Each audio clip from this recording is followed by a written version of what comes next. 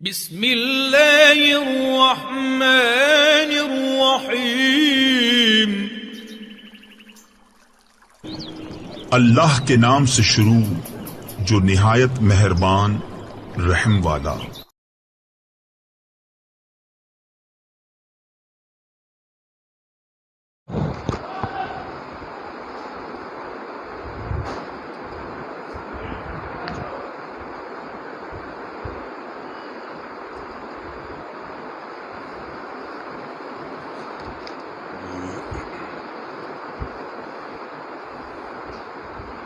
اعوذ باللہ من الشیطان الرجیم بسم اللہ الرحمن الرحیم۔ ربنا وابعث فیہم رسولا منہم یتلو علیہم آیاتک ویعلمہم الکتاب والحکمة انک انت العزیز الحکیم۔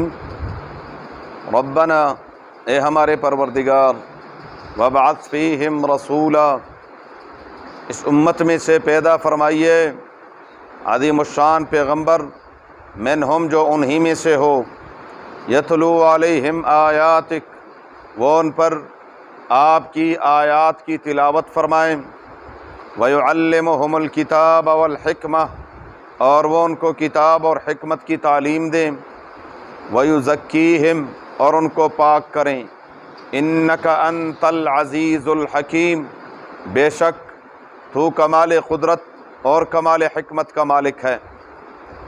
ربنا وابعث فیہم رسولا، سورہ بقرہ کی آیت نمبر 129۔ اس آیت کا جو ابتدائی حصہ ہے کہ انبیاء علیہم السلام انسانوں میں ہی سے اللہ تعالیٰ مبعوث فرماتے ہیں۔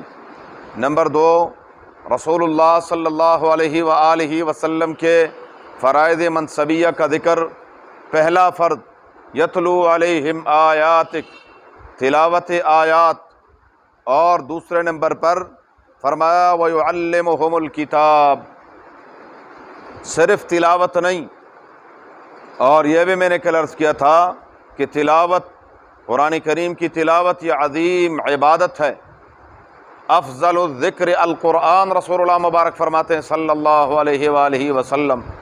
تو یہ پہلا فریضہ۔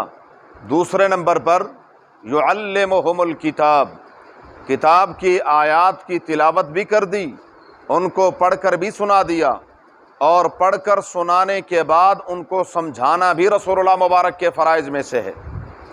صرف پڑھنے سے اور سننے سے، حالانکہ صحابہ کرام رضوان اللہ تعالی علیہم اجمعین جو قرآن کریم کے اولین مخاطبین ہیں، وہ سب کے سب اہل لسان تھے۔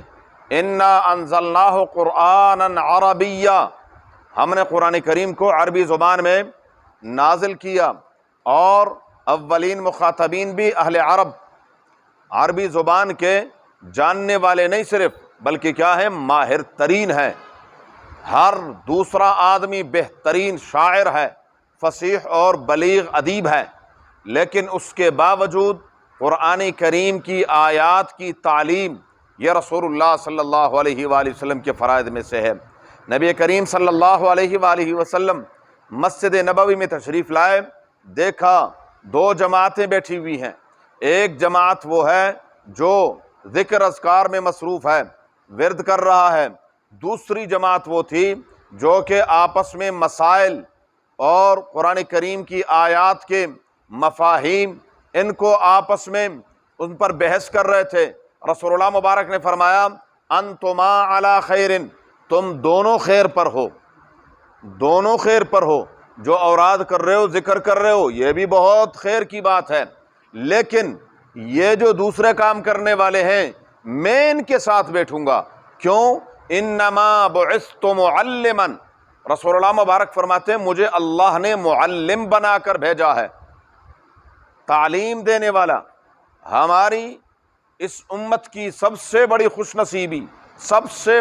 نصیبی کہ پہلا لفظ جو قرآن کریم کا نازل ہوا، اقرأ بسم ربک الذی خلق، پڑھنا پڑھانا، تعلیم تعلم، اور تعلیم حاصل ہوتی ہے سیکھنے سے۔ امام بخاری رحمۃ اللہ علیہ نے باقاعدہ باب باندھا ہے، انما العلم بالتعلم، علم سیکھنے سے آتا ہے، ایسے نہیں۔ شاہ ولی اللہ محدث دہلوی رحمۃ اللہ علیہ فرماتے ہیں، دنیا کا کوئی بھی کام ہو، کچھ بھی ہو، بغیر سیکھے نہیں آتا، بغیر سیکھے نہیں آتا۔ اس بات پر ذرا غور فرمائیں۔ آج کل ایک بہت بڑا یہ بھی ایک فتنہ ہے، وہ چھوڑیں جی، کیا کن چکروں میں پڑے ہوئے ہیں۔ آپ بازار سے اردو کی زبان میں تفسیر ملتی ہے، آپ قرآن کریم کا ترجمہ پڑھیں بس، آپ کو کیا ضرورت ہے؟ آپ بخاری شریف لیں اور اس کا ترجمہ ہوا ہے، بس آپ اس کو پڑھیں۔ آپ کو کیا ضرورت ہے کہ کسی مولوی صاحب کے پاس جانے کی، کسی مفتی کے پاس جانے کی، کسی سے مسئلہ پوچھنے کی، کسی سے مسئلہ سیکھنے کی، کسی سے دین سیکھنے کی؟ یہ ٹھیکیدار ہیں دین کے۔ جتنے بھی علوم ہیں، چاہے وہ صنعت اور حرفت کیوں نہ ہو، طب انجینئرنگ کیوں نہ ہو، ڈاکٹری کی، طب کی، چاہے وہ ایلوپیتھک ہو یا ہومیوپیتھک ہو، یہ زیادہ تر کتابیں اس دور میں انگریزی زبان میں ہیں۔ تو کیا لندن میں، برطانیہ میں، فرانس میں، امریکہ میں، جن ممالک میں مادری زبان ان کی انگلش ہے، وہاں میڈیکل کالج نہیں ہے؟ ہاں، سوال یہ ہے، ان کو میڈیکل کالج بنانے کی کیا ضرورت ہے؟ ان کے پاس تو کتابیں خود ہی کس میں؟ انگریزی میں، اور ان کی مادری زبان بھی کیا ہے؟ انگریزی ہے۔ پھر سیکھنے کا کیا معنی ہے؟ نہیں جی، وہ تو سیکھنا پڑتا ہے نا جی۔ ان کو وہاں پر انجینئرنگ یونیورسٹیاں ہیں کہ نہیں ہے؟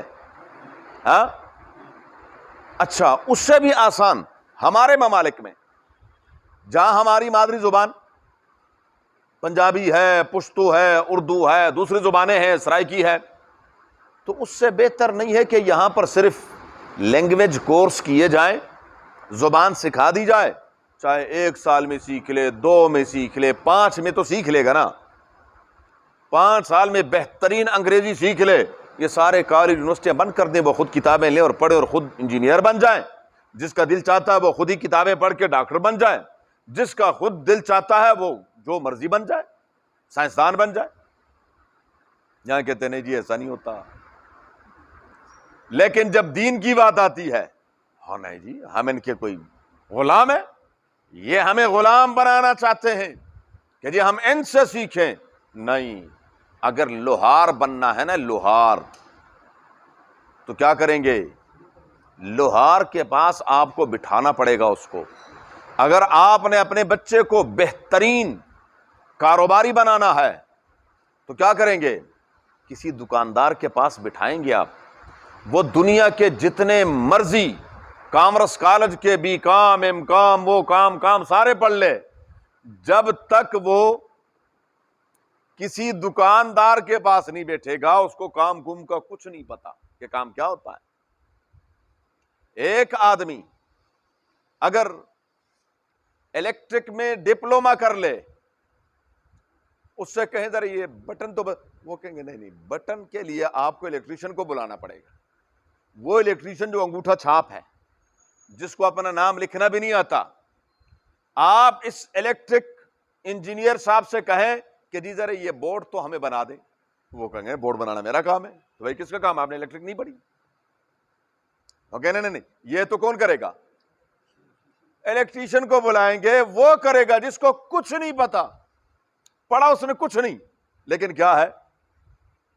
پریکٹیکل اس کو سب کچھ آتا ہے۔ یہ سیکھنا پڑے گا۔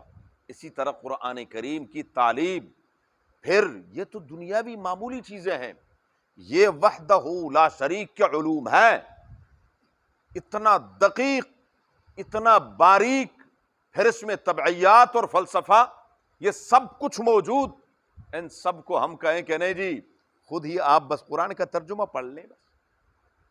عدی ابن حاتم مشہور صحابی، آ گیا انشاءاللہ اسی صورت میں، اللہ تعالیٰ نے فرمایا کلوا واشربوا حتی یتبین لکم الخیط الابیض من الخیط الاسود من الفجر، آپ کھائیں پئیں۔ پہلے روزے کا حکم یہ تھا کہ شام کو جب تک آپ سوئیں گے نہیں، سونے سے پہلے پہلے جو کچھ کھا پی لیا، سونے کے بعد ختم۔ اب یہ مسئلہ بڑا مشکل تھا، صحابہ کرام کچھ ایسے تھے کھیتی باڑی کرنے والے، مشکل کام کرنے والے تھے، تو وہ مشقت والے کام تھے، آئے اور بس صرف کھجور یا پانی یا کسی چیز سے روزے افطار کے اور آنکھیں لگ گئی، بس اب کچھ کھانا پینا نہیں۔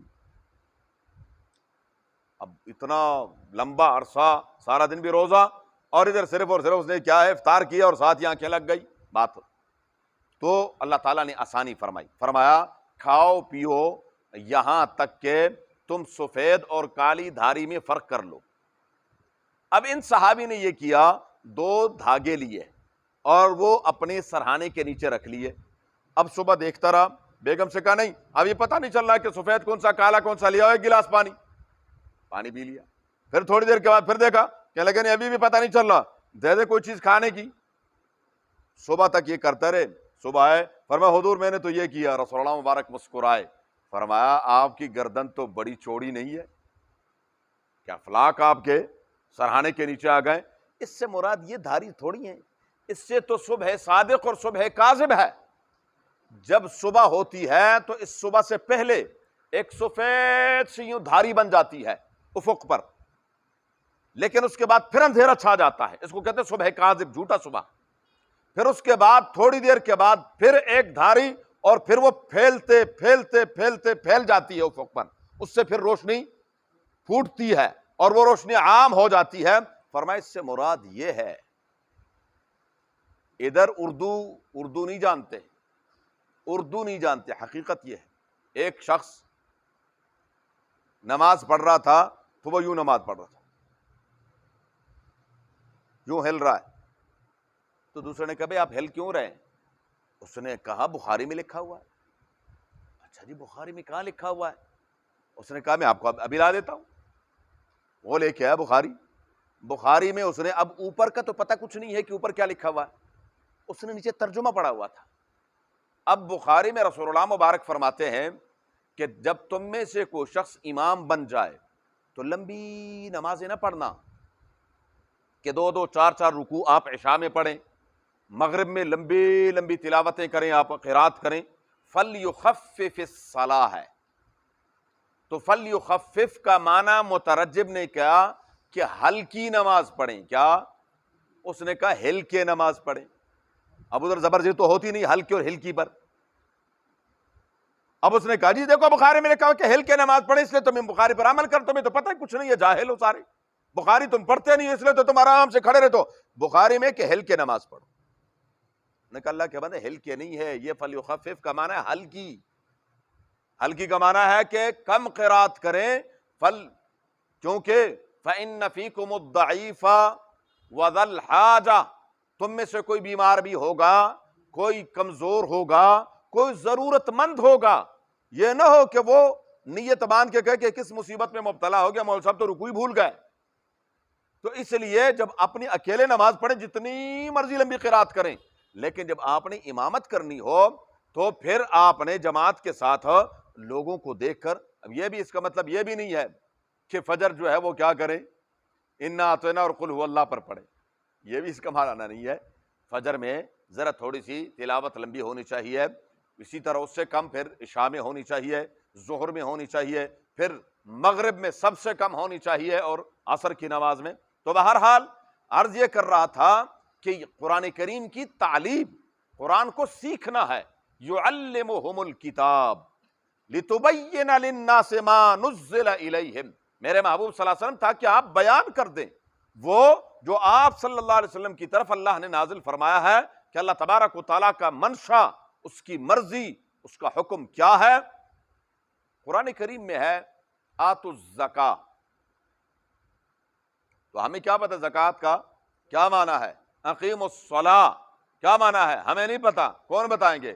یعلمہم الکتاب، یہ جو کتاب کی تعلیم دینے والے ہیں وہی، اور والحکمت، یہ حکمت کیا ہے اس کے بارے میں انشاءاللہ کل عرض کریں گے۔ اللہم صلی علی محمد وعلی آل محمد کما صلیت علی ابراہیم وعلی آل ابراہیم انک حمید مجید۔